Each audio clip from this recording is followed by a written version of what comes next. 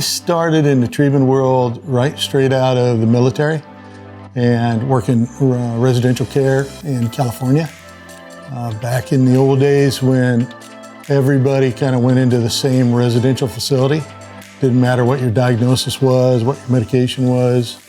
And you get to see a lot of warehousing that went on in those days. People didn't really know what to do with treatment. There wasn't really very good treatment.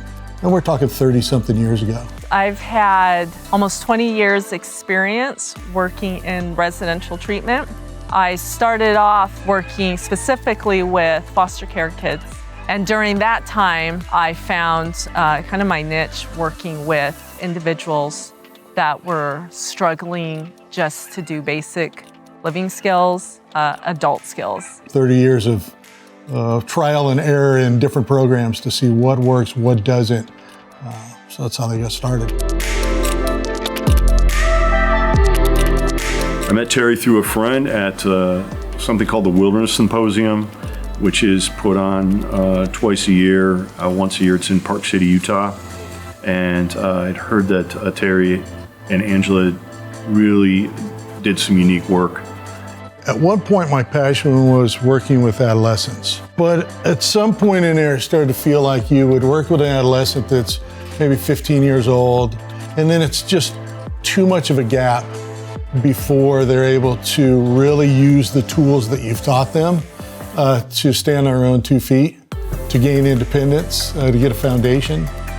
And so then my passion switched to working with young adults. You could immediately see the work that they were doing and how that affected them in day-to-day life.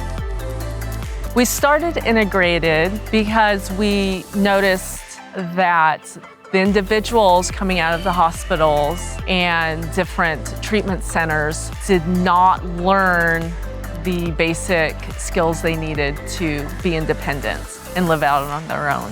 I was a part owner of a wilderness therapy program that really worked with very difficult young people. When it came to transitioning into long-term care, nobody wanted them. They weren't willing to take the risk based on the historic issues that some of these young people had. I found integrated interventions, and I worked over a series of almost 3 years with Terry and Angela, and they were willing to take some of these difficult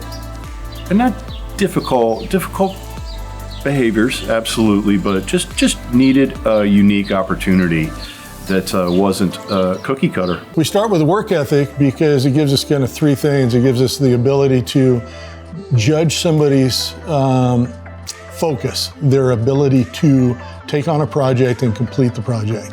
The second part of that is you're doing that one-on-one with a staff member. So your mentors are working side by side with you. They're not here to watch you work, they're here to work with you. And while they're doing that, you're building a relationship. It's a trust bond relationship. Those three pieces, we're creating an employee the whole time that we're working with them. So we go from work ethic to community-based employment. Community-based employment sometimes brings its own challenges. You have to put together a resume. You have to do mock interviews. You have to be able to go out and get a job. They're gonna quit. So then we have to teach them how to quit a job appropriately, which is it's kind of fun. The last thing that they've ever heard from anybody is that we're gonna teach you how to quit a job. Everybody's been nagging on them about how to get a job and keep a job, but they've got to learn how to quit a job appropriately. Most of these young people need to try on multiple hats as part of character building. So we go from work ethic to community-based employment, and as soon as they can maintain employment and that feels sustainable, then we look for some sort of higher education.